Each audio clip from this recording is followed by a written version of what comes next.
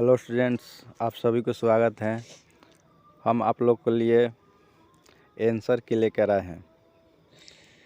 Bihar board 2023 का जो exam हुआ है सेकेंड शिफ्ट में सेट डी का हम आंसर की लेकर आए हैं। तो आप लोग आंसर मिला लीजिए कि आप लोग का कितना सही हुआ है। आप एक जो बनाए हैं वो कितना सही हुआ है उसका मिलान कर लीजिए। सेट डी है, सेट कोड क्या है, डी है सेकेंड शिफ्ट का, सेकेंड शिफ्ट का सेट डी है। तो आप लोग मिलाइए। पहला प्रश्न है, दो शंकुओं के आयतनों का अनुपात 4:5 है एवं उनकी आधार त्रिज्याओं का अनुपात 2:3 है। उनकी उदग्र ऊंचाइयों का अनुपात है तो 9:5 है, सी होगा उसका। दूसरा, यदि समानांतर श्रेणी का nवां पद 5-3 n हो तो इसका सारबंतर है। तो इसका सारबंतर -3 होगा। देख लीजिए, 5 माइनस n का मान 1 रखिएगा तो 2 आएगा और n का मान 2 रखिएगा तो -1 आएगा। है समझ में। और सारबंतर ज्ञात करना है तो दूसरा पद में से पहला पद घटाइएगा, -1 में से 2 घटाइएगा तो कितना आएगा, -3 आएगा। चलिए अगला प्रश्न है।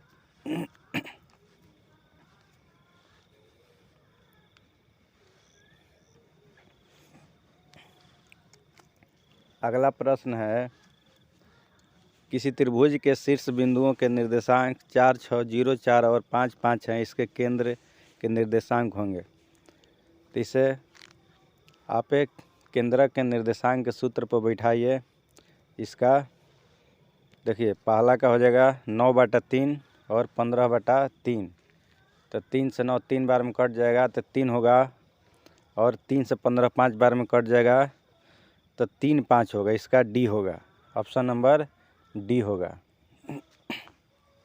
अगला प्रश्न है, एक बेलन का वक्र पृष्ठ का क्षेत्रफल 264 मीटर स्क्वायर तथा इसका आयतन 924 मीटर क्यूब है। तो इसका आपका हो जाएगा 7:3 उसका।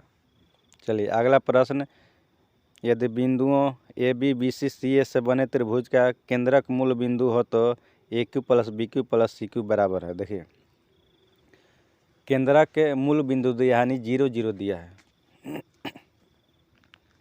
तो ए जोड़ बी जोड़ सी का मान क्या आ जाएगा, 0 आ जाएगा, क्योंकि 3 से 0 से गुणा हो जाएगा तो ए जोड़ बी जोड़ सी का मान 0 आएगा। और ये फार्मूला है, जब A plus B plus C 0 होता है A cube plus B cube plus C cube बराबर हो जाएगा 3abc। आज समझ में, इसका सी हो जाएगा ऑप्शन नंबर। अगला प्रश्न है, प्रश्न संख्या 6 देखिए। कह रहा है कि यदि किसी त्रिभुज के शीर्षों के निर्देशांक 0, 4, 0, 0 एवं 3, 0 हो तो त्रिभुज का क्षेत्रफल होगा। तो आप त्रिभुज के क्षेत्रफल पर बिठाइए। देखिए, x1 0 x2 0 दिया है तो x1 x2 0 है तो केवल x3 से ही आप निकालिएगा। तो x3 क्या दिया है, 3 है समझ में। तो x3 3 दिया है। देखिए, x1 0 x2 0 है समझ में ना।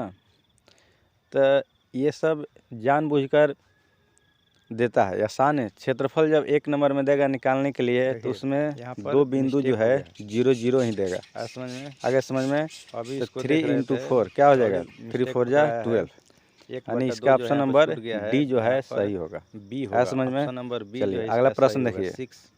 6 आएगा, 2 से 12 अभी कटेगा, प्रश्न के साथ देखिए वहाँ पर 6 होगा। समझ में, गलती से डी पर हो गया है, उसका बी ही। दो समरूप त्रिभुजों की भुजाओं का अनुपात 4:9 है तो इनके क्षेत्रफल का अनुपात होगा 6 बार में। दो त्रिभुज है, उनके भुजाओं का अनुपात दिया तो क्षेत्रफल का अनुपात 16:81 हो जाएगा। ऑप्शन नंबर डी जो है इसका सही होगा। अगला प्रश्न, त्रिभुज ए बी सी और डी ई एफ समरूप है। त्रिभुज ए बी सी और डी ई एफ समरूप है। बी सी 4 दिया है, ई एफ 5 दिया है, तो क्षेत्रफल दिया है ए बी सी का 80 सेंटीमीटर। तब डी ई एफ का क्षेत्रफल बताना है। तो दो समरूप त्रिभुज के क्षेत्रफल का अनुपात उनके संगत भुजा के अनुपात के बराबर होता है। उस सूत्र पर आप बैठाइए और निकालिए। आया समझ में? तो त्रिभुज DEF के क्षेत्रफल हो जाएगा 125 सेंटीमीटर स्क्वायर। तो इसका ऑप्शन नंबर बी जो है सही होगा। आया समझ में? चलिए अगला देखिए, अगला प्रश्न क्या है।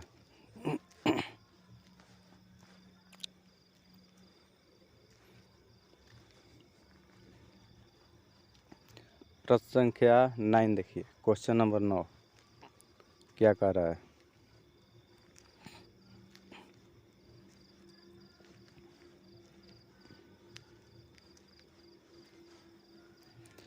इसमें दिया है कि यदि किसी वृत्त की त्रिज्या 14 सेंटीमीटर हो तो वृत्त का क्षेत्रफल क्या बताना है? वृत्त का क्षेत्रफल बताना है। तो वृत्त के क्षेत्रफल का सूत्र याद है आपको, πr²। है समझ में? उस सूत्र पर बैठाइए और 616 सेंटीमीटर स्क्वायर आएगा। ऑप्शन नंबर सी जो इसका सही ऑप्शन होगा। चलिए अगला प्रश्न देखिए।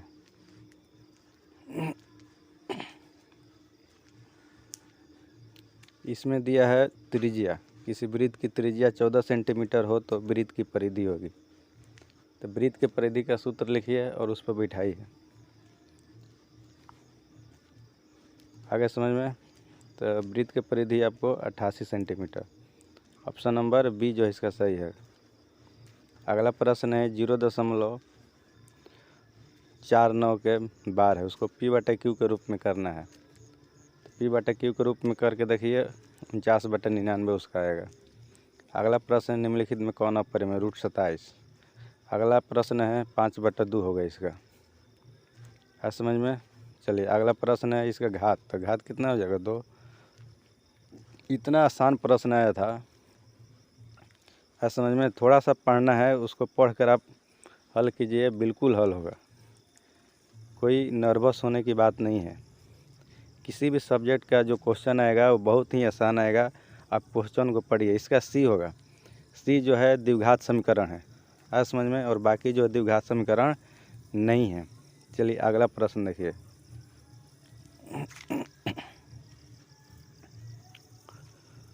यदि P तथा Q अभाज्य संख्याएं हैं तो PQ Q और P² का मौसा होगा।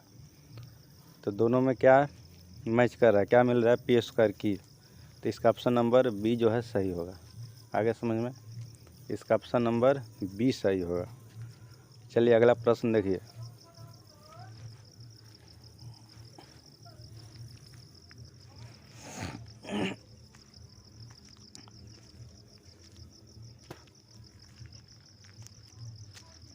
अगला प्रश्न 0 होगा। sin 90 - theta cos theta - cos theta बराबर 0 हो जाएगा। अगला प्रश्न देखिए। इसमें 3 के पावर n है और n का मान पूछ रहा है। तो एलसीएम क्या होता है? अधिकतम। तो 3 के पावर 2 है, इसलिए सी होगा इसका ऑप्शन नंबर सी। अगला प्रश्न है 2 अपरिमेय संख्या दिया है, 3 + √5 3 - √5। तो उसका परिमेय होगा। अगला प्रश्न है द्विघात बहुपद इतने का शून्यांक। तो इसका शून्यांक हो जाएगा, शून्यांक ज्ञात कीजिए 2, -6, यानी ऑप्शन नंबर सी जो है इसका सही ऑप्शन है। आज समझ में? चलिए इसका ऑप्शन जो है सी सही ऑप्शन है। 2 - 6 ही होगा। आगे समझ में? चलिए अगला प्रश्न है समान ऊंचाई के 2 बेलनों के आयतनों का अनुपात दिया है 4:9। तो इसका हो जाएगा। चलिए अगला प्रश्न है यदि एक शंकु और एक बेलन के व्यास और ऊंचाई समान हो तो उनके आयतनों का अनुपात। आगे समझ में? शंकु के और बेलन के व्यास ऊंचाई समान है तो आयतन, उसका आयतन निकाल के तो 1:3 आएगा। अगला प्रश्न है इसमें मान बैठाइए, मान बैठा के निकालिए। इसका ऑप्शन नंबर ए जो है सही ऑप्शन होगा। है समझ में? √3 - 1 बटा में √3 + 1। देखिए tan 45 का 1 - tan 30 डिग्री का 1 बटा √3 बटा में 1 + 1 बटा √3।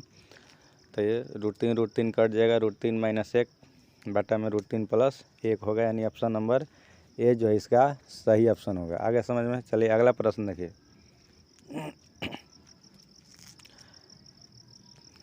ABC 3 बिंदु दिया है और तीनों बिंदु संरेखी है, तो x का मान क्या होगा -63। सूत्र पर बिठाकर निकालिए, -63 आएगा। अगला प्रश्न है एक त्रिभुज, इसमें भी 3 निर्देशांक दिया है AOB का, इसका क्षेत्रफल ज्ञात करना है। देखिए इसमें भी x2 और x3 का मान 0 दिया है। आगे समझ में, x2 का मान 0, x3 का मान 0, तो दोनों का 0 हो जाएगा। x1 a है, तो x1 में a बैठाइए और y2 माइनस y3 होता है, तो 0 माइनस b, तो AB से का क्षेत्रफल होगा, सॉरी इसका AB नहीं होगा, 1/2 AB होगा। अगर समझ में, गलती से AB हो गया है, इसका 1/2 AB होगा, B नंबर होगा उसका, AB उसका A नहीं होगा, 1/2 छूट गया है मिस्टेक से, तो उसका 1/2 AB यानी ऑप्शन B उसका सही होगा। इसमें उभयनिष्ठ मूल है, उभयनिष्ठ मूल इसमें 3 है। आगे समझ में, PA बराबर 5 सेंटीमीटर है, तो PB की लंबाई क्या होगा, 5 ही होगा। स्पर्श रेखाएं क्या होती है, बराबर होती है। किसी समानांतर श्रेणी का दूसरा पद 13, पांचवा पद 25 है, तो इसका सारवंतर होगा। A2 13 दिया है, A + D बराबर 13, A5 25 दिया है, यानी A + 4D बराबर 25। तो इसको आप हल कीजिए, आज समझ में D का मान 4 आएगा, इसका ऑप्शन नंबर C जो है सही होगा। देखिए A + D बराबर 13, A5 25 है, तो A + 4D बराबर 25, तो A कट जाएगा, -3D बराबर -12, तो D बराबर 4 होगा। है समझ में, इसका ऑप्शन नंबर C जो है सही होगा। चलिए अगला प्रश्न देखिए, 13 और 17 का समानांतर माध्य है, दोनों का जोड़कर 2 से भाग कर दिए, 15 आएगा। आगे समझ में, ऑप्शन नंबर B।